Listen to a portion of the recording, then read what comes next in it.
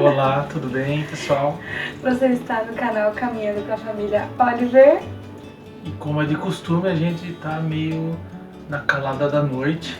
Um pouco diferente de quando a gente tava no Brasil, não é tão calada da noite, mas pro padrão daqui é meio calada da noite. É isso aí, a gente está no nosso segundo vídeo aqui em Colômbia, Carolina do Sul, nos Estados Unidos. E hoje a gente quer compartilhar um pouco do que Deus falou com a gente no domingo passado. No domingo passado nós fomos à igreja, no Spring Church, uma pessoa lá da Crossover levou a gente para conhecer a igreja, para a gente poder ali participar.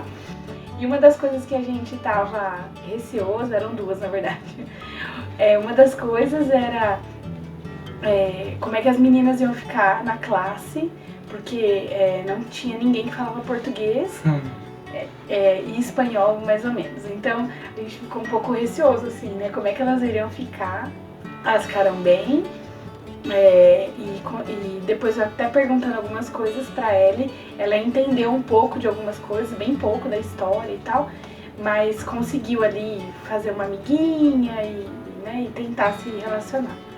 Então foi super ótimo. E o segundo medo que a gente tinha é porque a gente ainda não tem um completo domínio do inglês. Então a gente sempre ficava pensando assim, um pouco também do que a gente viveu em Montreal em 2014, né? De que a gente às vezes entrava no culto e às vezes saía sem entender direito o que o pastor tinha querido dizer com a mensagem e tal. E aí a gente entrou no culto, assim, a gente conversou isso entrando, né? Entrando no saguão assim, do culto, no salão do culto. E a gente falou, não, mas isso Deus vai falar com a gente com aquilo que a gente sabe do inglês e pronto. E foi muito maravilhoso.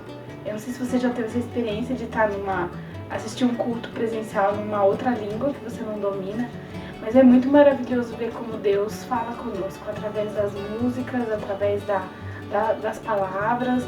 Às vezes a gente pode não ter entendido completamente a mensagem, mas Deus fala conosco através dos pontos e enfim, não importa o domínio da língua, a palavra dele é viva e ela transcende o idioma. E a gente sentiu que Deus falou muito com a gente no domingo. E como Deus ele conecta as coisas, né? Porque até a Liz acabou de comentar a questão de quando a gente estava em Montreal, das mensagens, mas a gente lembra que uma mensagem que impactou muita gente lá, quando a gente logo chegou, até depois teve um tal de... Era como se fosse assim, um café conexão, para conhecer um pouco a igreja e tal. E o pastor, ele, naquela oportunidade, tinha falado sobre a experiência de Pedro saindo do barco ao encontro de Jesus na tempestade. E o desafio era sair da caixa, né? Sair do conforto para viver uma nova experiência com Deus e se permitir realmente viver essa vida de conversão para Jesus, né?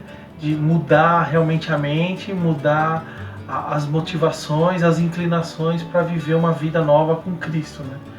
E essa mensagem, na verdade, impactou não só aquele momento da nossa vida, mas depois várias decisões importantes da vida. Esse texto veio muito à nossa mente, da gente até quando a gente planejou voltar para Montreal, que Deus realmente nos chamou para esse trabalho específico, plantar igrejas e tal, e depois tudo que Deus redirecionou para a gente estar aqui nesse momento nos Estados Unidos, trabalhando com o povo magrebe, mas numa outra função inicial, vinha essa mensagem. E daí, quando nós chegamos lá, a mensagem foi sobre João 21, o momento da pesca maravilhosa. Um dos vídeos que eu fiz foi sobre esse texto, falando da provisão de Deus, de que quando a gente lança as redes, muitas vezes Deus nos confronta a lançar novamente, mesmo quando nossa perspectiva é de desânimo e que a gente não vê o porquê fazer isso, né? E só que ele enfatizou a restauração de Pedro. Ele, quando tudo dá errado, quando as coisas explodem, quando a coisa dá errado, o que você faz? Essa que era o mote, né? O mote não era assim, não... Não deixe que as coisas explodam. O mote foi assim: quando elas explodem, o que você faz? Como que você se permite ser tratado por Jesus? Como você lida com a frustração, com o receber o perdão de Jesus?